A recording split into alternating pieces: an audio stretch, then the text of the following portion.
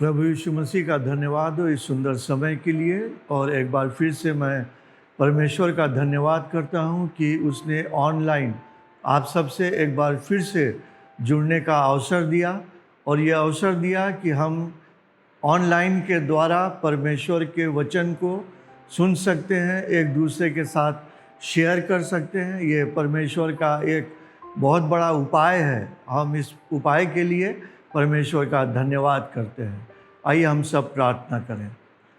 प्रभु यीशु मसीह, हम तेरा धन्यवाद करते हैं इस समय के लिए जो आपने हमें दिया है कि प्रभु इस ऑनलाइन के द्वारा प्रभु हम आपके सुसमाचार को, आपके राज्य के बारे में लोगों को बता सकते हैं। पिता परमेश्वर, हम आपको धन्यवाद करते हैं। इस समय हम प्रार्थना और विनती करते हैं प्रभु आप हम सब के साथ हो।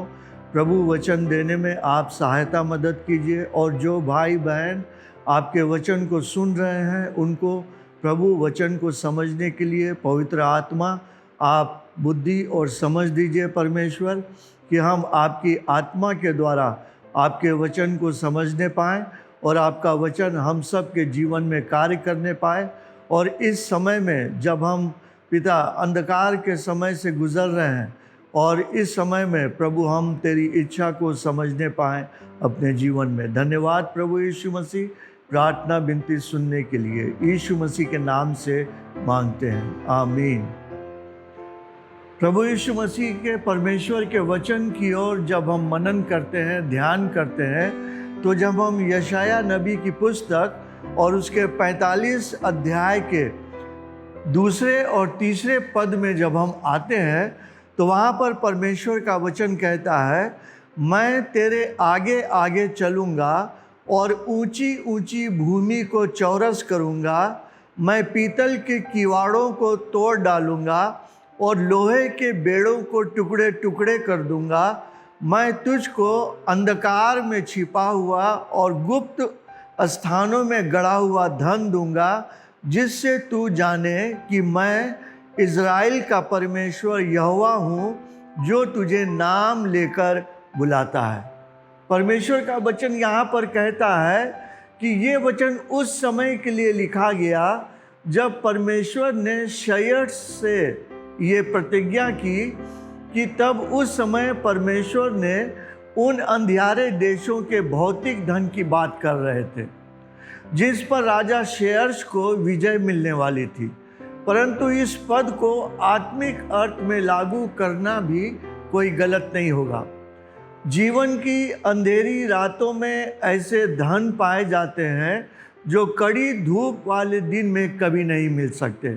उदाहरण के लिए, परमेश्वर सबसे अंधेरी रात में हमें ऐसे गीत दे सकते हैं जिन्हें हम कभी नहीं गाते यदि हमारे जीवन में परीक्षाएं नहीं आईं।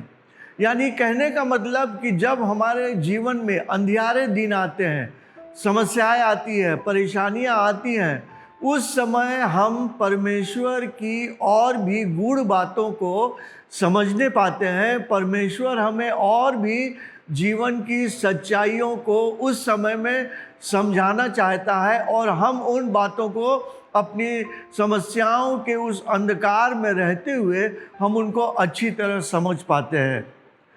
एक ऐसा अंधियारा होता है जिसे जे स्टुअर्ट होल्डन ने वर्णन किया कि जो सकने वाले जीवन के रहस्य कहा है।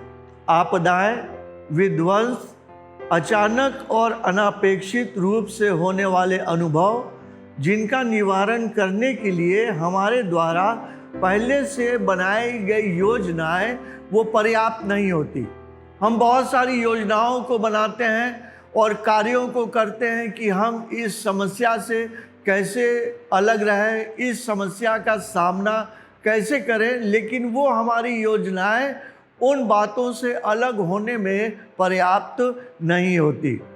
और आगे जब हम पढ़ते हैं, और उनके कारण जीवन अंधकारमय होता है। दुख, हानि, हताशा, अन्याय, गलत अभिप्राय, निंदा, ऐसी चीज़ें अक्सर जीवन को अंधकारमय बनाती हैं। मानवीय दृष्टिकोण से हम में से कोई भी इस अंधकार को नहीं पसंद करता। हम जितने भी लोग हैं, हम अंधकार के जीवन को पसंद नहीं करते। जीवन में समस्याएं रहें, हम उनको पसंद नहीं करते हैं। सभी मनुष्यों के समान मैं भी जीवन के प्रकाशमान अनुभव को पसंद करता हूँ, जब अच्छा स्वास्थ्य और भरपूर खुशियाँ और सफलताएं मिलती हैं। परंतु डर और असफलताओं के अंधियारे में परमेश्वर जीवन और अपने बारे में मैंने जितनी बातें सीखी हैं, उतनी मैं एक प्रकाशमान दिन में नहीं सीख पाया। जितना हम समस्याओं में, परेशानियों में परमेश्वर के वचन को सीखते हैं, परमेश्वर के नज़दीक में आते हैं, उतना हम अपने अच्छे दिनों में हम परमेश्वर की उन बातों को नहीं सीखने पाते हैं। इस जीवन के अंधकार के समय में हमें बहुत कुछ सीखने का मौका मिलता है, जो शायद हम जीवन के अच्छे दिनों में नहीं सीख पाते। यह जीवन की सच्चाई है कि किसी को भी जीवन के बुरे दिन अच्छे नहीं लगते हैं, लेकिन इसी बुरे दिनों में परमेश्वर के दासों के जीवन के द्वारा, वचन के द्वारा हम बहुत कुछ सीख सकते हैं और परमेश्वर हमको सिखाना चाहता है। जीवन की सच्चाई क्या है बताना चाहता है। अपनी प्रतिज्ञाओं को फिर से वह नए रूप में हमारे और सामने प्रस्तुत करता है और हम फिर से उस नए रूप में, हम उस वचन को नए रूप में ग्रहण कर पाते हैं। हो सकता है कि हमने पिछले दिनों में कुछ वचन को पढ़ा, लेकिन हम उसको समझ नहीं पा रहे थे। लेकिन इस अंधकारमय समय में, जब हम निराशाओं से घिरे हुए हैं और समस्याएं हैं, एक प्रकार का अंदर में डर बना हुआ है, लेकिन इस समय में जब हम फिर से उसी वचन की ओर मनन करते हैं, ध्यान करते हैं, तो वो वचन हमें एक नए रूप में, हमें और आपको बहुत सारी बातों को जो है वो सिखाता है और परमेश्वर उन नई नई बातों को हमें सिखाना चाहता है। अगर हम परमेश्वर के वचन की ओर ध्यान करें और परमेश्वर के दास दाऊद की ओर देखें, और अगर हम परमेश्वर के वचन को निकालें, मेरे साथ आप निकालिए भजन उसका 23 अध्याय। भजन उसका 23 अध्याय जो है वो राजा दाऊद के लिए जो है कहना चाहिए कि उसके जीवन के अनुभव को उसने उस वचन में बांटा। उसके जीवन का क्या अनुभव था परमेश्वर के प्रति, परमेश्वर के साथ साथ जब वो चलता था तो उसके जीवन में, अपने जीवन में उसने परमेश्वर का क्या अनुभव प्राप्त किया, उसकी संगति का उसने क्या अनुभव प्राप्त किया। लिखता है, राजा दाऊद कहता है, यहोवा मेरा चरवाहा है। सबसे पहली बात जो इस वचन में हमें मिलती है, राजा दाऊद कहता है कि मेरे जीवन का अगर कोई है तो वो है यहोवा मेरा चरवाहा है ना। और वो कहता है कि मुझे कुछ घटी न होगी। वह इस बात को बताता है कि जब यहोवा मेरा चरवाहा है, यहोवा मेरे साथ है, परमेश्वर मेरे साथ है, तो ये मेरा विश्वास है कि मुझे कोई भी घटी न होगी। भले ही पेपर में छप जाए आने वाले दिनों में अकाल पड़ने वाला है, बरसात के चलते फसल नष्ट हो रही है, अकाल पड़ रहा है, लेकिन परमेश्वर का वचन कहता है कि यहोवा अपने लोगों को अकाल के समय में वो तृप्त रखता है। उनको जो है वो एक अच्छे गेहूं से और टटके तेल से जो है वो तृप्त रखता है। दूसरी बात परमेश्वर का वचन कहता है, राजा दाऊद कहता है यहाँ पर, वो मुझे सुखदाई जल के झरने के पास ले चलता है। सबसे पहली बात, राजा दाऊद परमेश्वर को, यहोवा को अपना एक चरवाहा मानता है। क्यों वो चरवाहा मानता है? क्योंकि राजा दाऊद भी एक चरवाहा है और राजा दाऊद भी राजा बनने से पहले एक चरवाहा था। वो अपनी भेड़ों को ले करके और पहाड़ों पर जाता था। उसे मालूम था कि एक चरवाहे का गुण क्या है, उसे मालूम था कि चरवाही करने का मतलब क्या है, उसे मालूम था कि एक चरवाहा अपने भेड़ों के प्रति कैसा प्रेम रखता है। और अगर हम इन बातों को देखें तो उसने इन सारी बातों को अपने परमेश्वर यहोवा के अंदर में प्राप्त किया। उसने जब यहोवा को परखा तो उसने अपने परमेश्वर को सच्चा पाया, और वो कहता है कि वो मुझे सुखदाई जल के झरने के पास ले चलता है। वो कहता है कि जहाँ पर सुख है, जहाँ पर अच्छे झरने हैं, जहाँ पर तृप्ति है, उस स्थान पर परमेश्वर जो है हमें ले करके चलने वाला परमेश्वर है। और वो आगे कहता है तीसरे पद में, वो मेरे जी में जी ले आता है। जी में जी ले आने का क्या अर्थ हुआ? जब हमारे मन में क्या है, राजा दाऊद कहता है भजन में अपने, जब मेरे मन में बहुत सी चिंताएं होती है। और अगर हम इसी बात को देखें, भजन उसके 94 अध्याय और 94 अध्याय के अगर हम पदों को देखें तो यहाँ पर परमेश्वर का वचन कहता है कि जब मेरे मन में बहुत सी चिंताएं होती हैं, तब हे यहोवा तेरी दी हुई शांति से मुझको सुख होता है। यहाँ पर राजा दाऊद कहता है कि जब मेरे मन में चिंताएं रहती है, जब मैं फिक्रमंद हो जाता हूँ, जब मैं चिंतित रहता हूँ, तब मुझे शांति जो मिलती है वो यहोवा की तेरी शांति से मुझको सुख होता है। वो जानता है कि यहोवा मुझे उस समय में शांति देने वाला जो है वो परमेश्वर है। और आगे वो कहता है धर्म के मार्गों में वह अपने नाम के निमित्त मेरी अगुवाई करता है। धार्मिकता में, है ना, धार्मिकता में चलने के द्वारा परमेश्वर एक धर्मी परमेश्वर है। और परमेश्वर का वचन कहता है कि धर्मी लोगों से ही परमेश्वर प्रसन्न रहता है ना। जो धर्म के काम करते हैं, जो धार्मिकता में चलते हैं, जो सच्चे परमेश्वर के पीछे पीछे चलते हैं, लिखा हुआ है कि धर्मियों को परमेश्वर ने अपने लिए अलग करके रखा है। अद्भुत बात है कि परमेश्वर यहाँ पर अपने वचन में कहता है कि परमेश्वर ने धर्मियों को, जिन्होंने प्रभु यीशु मसीह को पहचाना है, जिन्होंने प्रभु यीशु मसीह के लहू के द्वारा उस पर विश्वास किया है, जिन्होंने प्रभु यीशु मसीह पर विश्वास किया है, जो ये विश्वास करते हैं कि यीशु मसीह मेरे व्यक्तिगत जीवन का उद्धार करता है, प्रभु है, मेरे जीवन का स्वामी है, मेरे जीवन का मालिक है, ऐसे लोगों को परमेश्वर धर्मी पुरुष कहता है, धर्मी लोग कहता है। और ऐसे लोगों को परमेश्वर ने अपने लिए अलग करके रखा हुआ है। अद्भुत परमेश्वर के वचन में आशीषें हम पाते हैं। आगे परमेश्वर का वचन कहता है, राजा दाऊद कहता है कि चाहे मैं घोर अंधकार से भरी हुई तराई में होकर चलूं तो भी मैं हानि से न डरूंगा, क्योंकि तू मेरे साथ रहता है ना।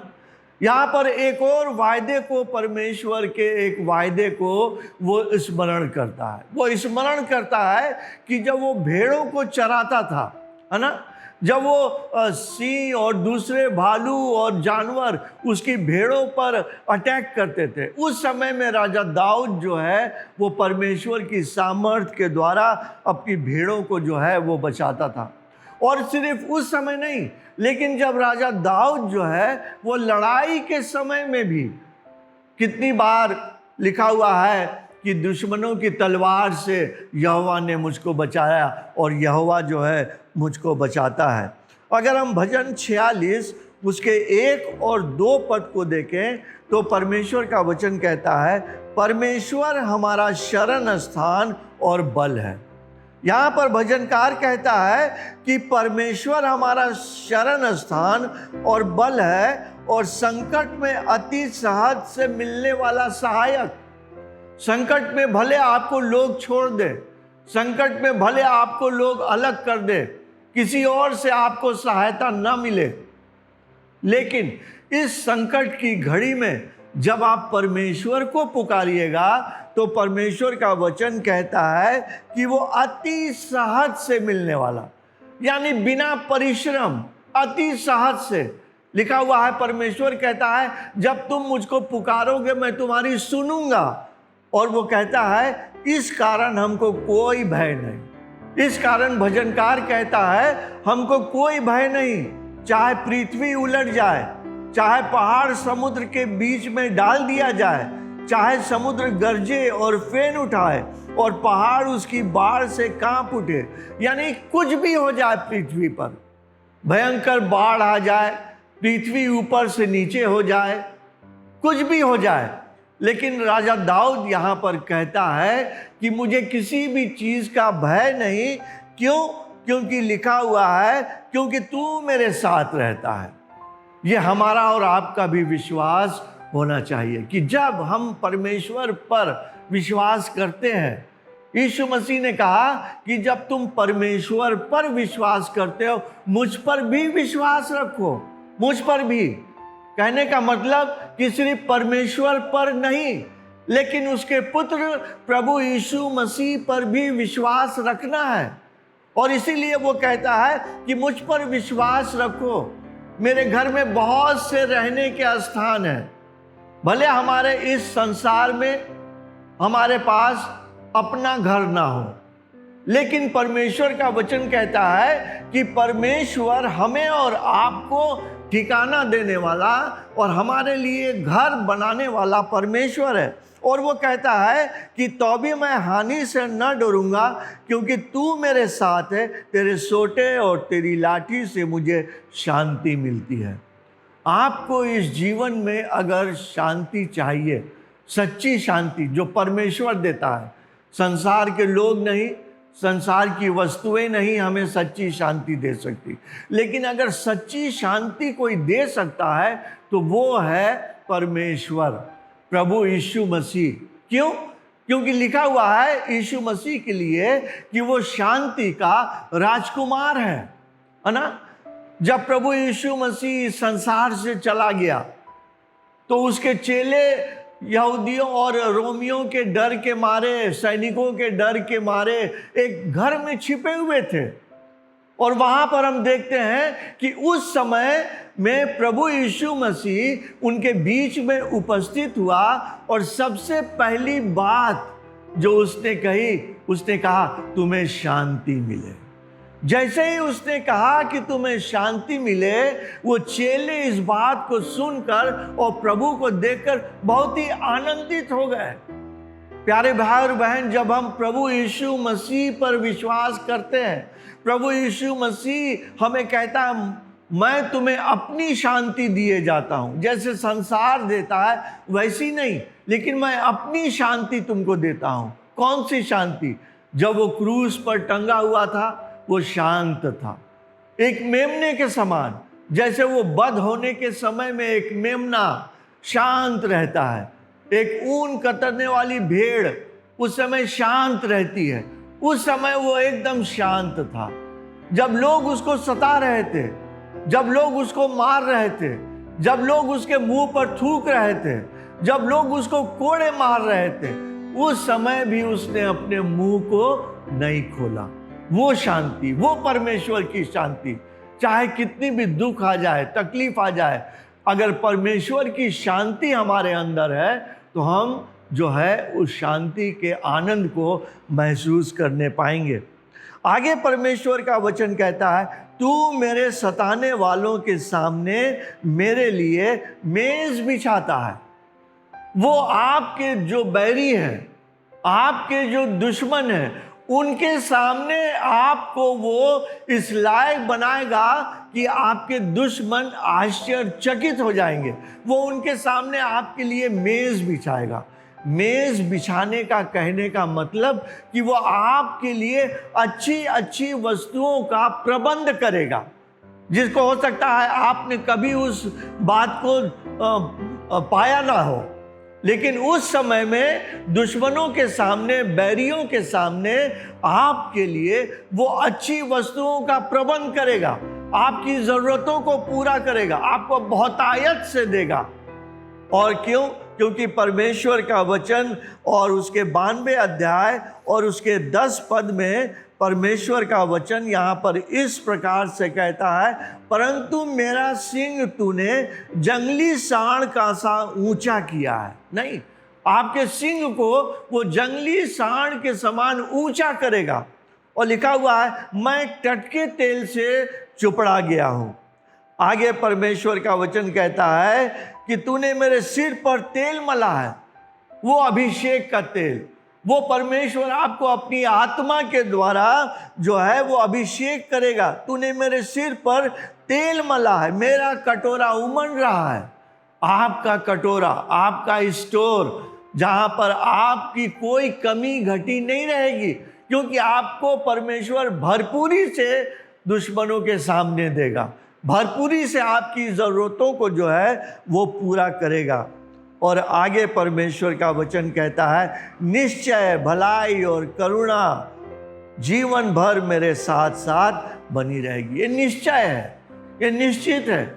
जो यहोवा को, जो परमेश्वर को अपना मुखिया मानता है, जो कहता है कि यहोवा मेरा चरवाहा है, जो कहता है कि परमेश्वर मेरे साथ साथ है, जिसने अपना जीवन प्रभु को दिया है, उसके लिए उस अंधकार के समय में, जब इस लॉकडाउन के समय में, इस महामारी के समय में परमेश्वर आपसे वायदा करता है। वो आपसे वायदा करता है। वो आपसे क्या वायदा करता है? वो आपसे वायदा करता है कि महामारी चारों ओर फैलेगी, लेकिन परमेश्वर का वचन कहता है कि वो तेरे पास नहीं आएगी। नहीं, तेरे निकट 1000 और तेरी दाहिनी ओर 10,000 गिरेंगे, परंतु वो तेरे पास नहीं आएगा। आप सुनेंगे वहां पर हजारों लोग मर रहे हैं, उस देश में हजारों लोग मर रहे हैं, आपके शहर में लोग मर रहे हैं, बीमार पड़ रहे हैं, सब कुछ हो रहा है, लेकिन परमेश्वर का वचन कहता है, परंतु तू अपनी आंखों से दृष्टि करेगा और दुष्टों के अंत को देखेगा, है ना। और वो कहता है क्यों ऐसा होगा? क्यों? क्योंकि परमेश्वर यहाँ पर हमसे और आपसे कहना चाहता है कि जो परम प्रधान के छाए हुए स्थान में बैठा रहे, इस संकट की घड़ी में, इस अंधकार के समय में हमें और आपको कहाँ पर बैठना है? कहाँ पर बैठना है? चिंतित होकर, परेशान होकर, अकेले गुमसुम नहीं रहना है, लेकिन क्या करना है? परमेश्वर के छाए हुए स्थान में बैठना है। परमेश्वर के छाए हुए स्थान में बैठने का मतलब, दो बहनें थी, है ना, मार्था और मरियम। मार्था जो है प्रभु की सेवा करते करते बहुत कुछ कर रही थी, लेकिन मरियम प्रभु के चरणों के पास बैठी हुई थी। और मार्था ने यीशु मसीह से कहा कि प्रभु देख, मैं सब कुछ यहाँ कर रही हूँ, है ना, मैं थक गई, यहाँ पर हूँ, लेकिन ये तेरे चरणों के पास बैठी हुई है। प्रभु ने कहा इसने उत्तम भाग को चुन लिया है। हमारे और आपके जीवन के लिए इस समय में अगर कोई उत्तम स्थान है तो वो है परमेश्वर के चरणों के पास बैठना। जितना भी समय इस बंदी के समय में हमको समय मिलता है, हम ज़्यादा से ज़्यादा समय प्रार्थना में, ज़्यादा से ज़्यादा समय परमेश्वर के वचन को पढ़ने में, ज़्यादा से ज़्यादा समय प्रार्थना करने में, पारिवारिक प्रार्थना करने में, व्यक्तिगत प्रार्थना करने में अपने समय को लगाएं। क्यों? क्योंकि लिखा हुआ है, मैं यहोवा के विषय कहूँगा कि वो मेरा शरण स्थान और गढ़ है ना। हमारा जो शरण स्थान है, हमारा जो मजबूत किला है, हमारा जो मजबूत गढ़ है, वो कौन है? परमेश्वर। वो मेरा परमेश्वर है, मैं उस पर भरोसा रखूंगा। परमेश्वर का धन्यवाद हो कि परमेश्वर ने हमें और आपको एक स्थान दिया है। कौन सा स्थान दिया है? इब्राहिम, इसहाक और याकूब का परमेश्वर, वो जीवता परमेश्वर, वो सामर्थी परमेश्वर, जो 40 साल तक अपने लोगों को जंगल में लिए फिरता रहा और 40 साल तक उनको जो है वो प्यासे मरने नहीं दिया, भूखों मरने नहीं दिया। ये सारी बातें क्यों हुई? क्यों? क्योंकि उनका अगुआ परमेश्वर था। हम जब परमेश्वर को अपना अगुआ मानते हैं, हम जब कहते हैं कि यहोवा मेरा चरवाहा है, तो हमारे मुंह से निकलता है हमें कोई घटी नहीं होगी, है ना। तो इसीलिए प्यारे भाई और बहन, हमें और आपको इस समय में अपनी आंखें कहाँ लगानी है? भजनकार कहता है, मैं अपनी आंखें कहाँ लगाऊंगा? पर्वतों की ओर लगाऊंगा, है ना। मुझे सहायता कहाँ से मिलेगी? यहोवा की ओर से मिलेगी, जो आकाश और पृथ्वी का करता है। हालेलुया। परमेश्वर का वचन हमें और आपको इस बात में विश्वास दिलाता है कि हमें और आपकी पूर्ति करने वाला, हमें और आपको इस समय में, अंधकार के समय में संभालने वाला परमेश्वर कहता है, जो आकाश और पृथ्वी का करता है ना। वो कहता है कि मैं तुमको कभी नहीं छोड़ूंगा। मुझे सहायता कहाँ से मिलती है? मुझे सहायता यहोवा की ओर से मिलती है। आपकी सहायता करने के लिए कौन आपके साथ है? यहोवा परमेश्वर, जिसने अपने मुंह से कहा अंधों की आंखें खुल गई, जिसने अपने मुंह से कहा पहाड़ बन जा बन गया, समुंदर बन जा बन गया, सारी सृष्टि को बनाया। वो सारी सृष्टि को बनाने वाला परमेश्वर इस समय में आपसे कहता है कि मैं ना ऊँघता हूँ और ना सोता हूँ। हम रात में सो जाते हैं, आराम करते हैं, और हमारी रक्षा कौन करता है? परमेश्वर। हमारे साथ कौन रहता है? परमेश्वर का स्वर्गदूत हमें संभालता है। इसीलिए प्यारे भाई और बहन, हम निराश न हो, हताश न हो, विश्वास में कमजोर न पड़े, लेकिन उत्साह के साथ, आनंद के साथ कहाँ पर चले आए? परमेश्वर के चरणों के पास चले आए और कहें कि मैं अपनी आंखें अगर कहीं लगाऊंगा तो यहोवा की ओर लगाऊंगा, जो मेरा सहायक है। जो मेरा सहायक है वो कभी नहीं ऊँघता है, मुझे सहायता उसकी ओर से मिलेगी। परमेश्वर आप सबको इस वचन के द्वारा आशीष दे। आप और भी परमेश्वर की संगति में बढ़ते जाएं। आइए हम सब प्रार्थना करें। हमारे जीवित प्रभु यीशु मसीह, हम धन्यवाद के साथ आपके चरणों के पास आते हैं। हम आपके वचन के लिए धन्यवाद करते हैं। आपका वचन जो बार बार हमें प्रभु जी हर प्रकार की चिंताओं से मुक्त करता है। आपकी आत्मा हमें संभालती है। तू हमारा चरवाहा है, तू हमारे साथ साथ रहने वाला परमेश्वर है। हे प्रभु, हम तुझे धन्यवाद देते हैं। हे पिता परमेश्वर, एक बार फिर से हम अपनी आत्मा, प्राण, शरीर को आपके हाथ में रखते हैं। जितने लोग भी आपके वचन को सुन रहे हैं, उनके परिवार के लिए, उनके बाल बच्चों के लिए, उनके नाते रिश्तेदारों के लिए प्रभु हम प्रार्थना करते हैं। उन पर तू दया कर, उन पर तू अनुग्रह कर, और प्रभु हर कमी घटी को उनके तू पूरा कर। प्रभु उनकी सहायता, उनकी मदद कर, उनके लिए द्वार खोल दे परमेश्वर। उनके विश्वास को बढ़ा प्रभु यीशु मसीह, कि और भी वो तुझ पर विश्वास करे, तेरे संग संग चले, और प्रभु परमेश्वर ये कहने पाए कि यहोवा मेरा चरवाहा है।